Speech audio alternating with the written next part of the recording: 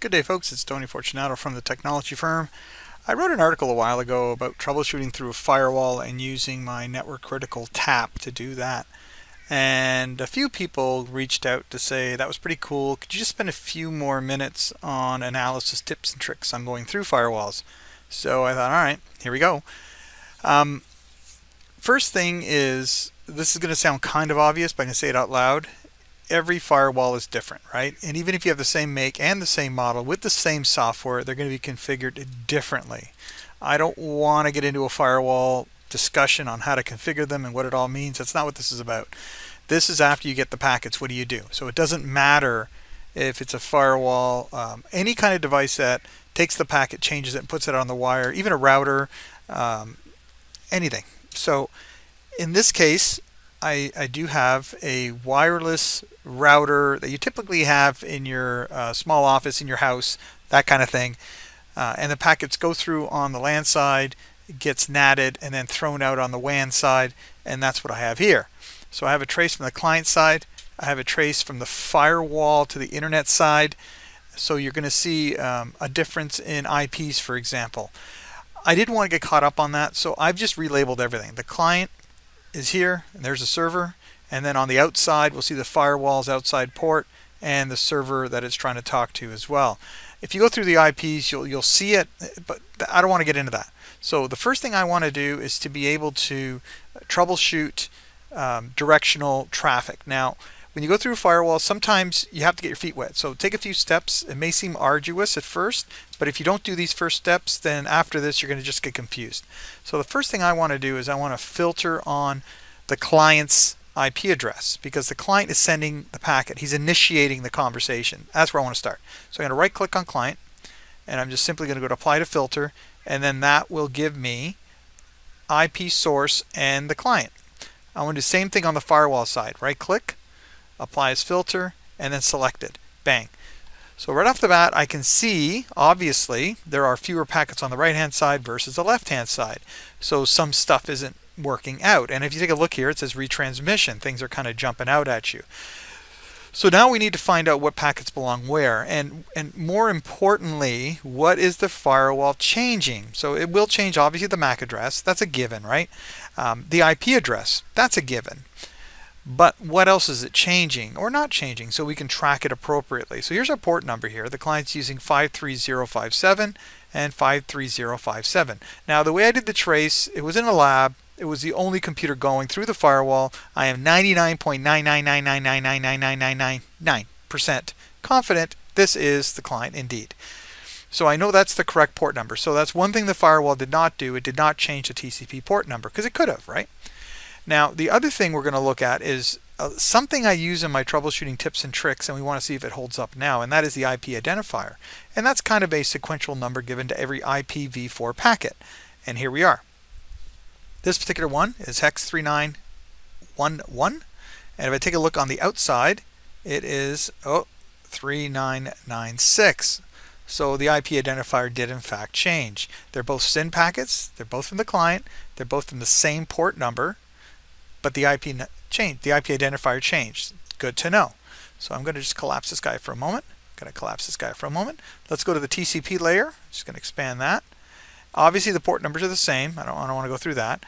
And then the sequence number. I want the raw sequence number, not the relative, right? Because that's Wireshark trying to tell you it's the beginning of a conversation, which I don't care right now. And there it is, this big long number. But let's just concentrate on the last 5 digits. So 93101. And if I come over here, 93101. There you go. So the TCP raw sequence number did not change. So if I have to track something, I can use the TCP raw sequence number to trace the conversation. Good to know. So I'm going to shut that down. I'm going to close that down. Now I want to take a look at the actual payload, data packet. So there's an HTTP GET, and there's an HTTP GET. And same deal. I'm going to look at the IP identifier, make sure things are the same, or did they get different, and why. We have the identifier here, 399A and 399A. Oh, look at that. See that? So when we had our SYN packet, the firewall changed the identifier. Now that we have a payload packet, a data payload packet, it does not change the identifier. So that's kind of good to know, right? Let's move on to the TCP sequence number and see how that looks. Whoops. Close that, close that, close that. And sequence number, so it ends with 7560, last 4 digits, 7560. So that's still good, right? Both of them are the same. Awesome. And this is what you need to do. So when you are troubleshooting, you'll know, oh, it's a data packet. I could use sequence number and or the IP identifier. And when it's not, then I have to use the TCP sequence number, not the identifier. That kind of stuff, all right? All right, so let's track the conversation through here. Let's just do one longhand example. Client to server, TCP SYN, right? Coming from 53057, coming from 53057. They're both going to port 80, obviously HTTP, and that's good. The second one, we open up another port, 58, and that's 58. 2 milliseconds after this guy, 2 milliseconds after this guy. So the firewall has added like almost no latency to this packet, or less than a millisecond if you want to be a little bit more precise with numbers. And right after that, he sends out another one for 59. So 57, 58, 59. So he sent 3 port requests in a row, and I can see that's 257 milliseconds after packet 2. Now if I come over here, I don't see 53059. Oh, all the way down here. See that? So you might say, wait a minute, is that same packet? Well, now we can find out, right? We know that it's a SYN packet, so I'm not going to use the IP identifier. Let's go to the sequence number, and it's 6882 and 6882. Look at that, all the way down here. So this packet on the outside was all the way down here. On the inside was right there, but there's a whole lot of stuff going on. And I can even see that get command is right here. So this packet did not go out right after here. It came out all the way down here. Now it did say 257 milliseconds, and if you want, you can start doing the math to see that indeed 257 milliseconds. But the point is, I have packet 123, and on the outside 1, 2, and I don't see that? All that other stuff was going on before that came out. Now, is that a big deal? Well, it might not be, but we are already finding that the firewall does not actually send out like packet 1, 2, 3 on the inside, 1, 2, 3 on the outside, so we need to do a little bit of tracking. So let's find out what's going on over here. We have this TCP retransmission port numbers reused, and it's 57 and 58. So 57 went out SYN, and there's 57 going out SYN, and then we have it being resent. And I see no other SYN packet with 53057. Now if you wanted to just concentrate on this conversation, let's just use this as an example.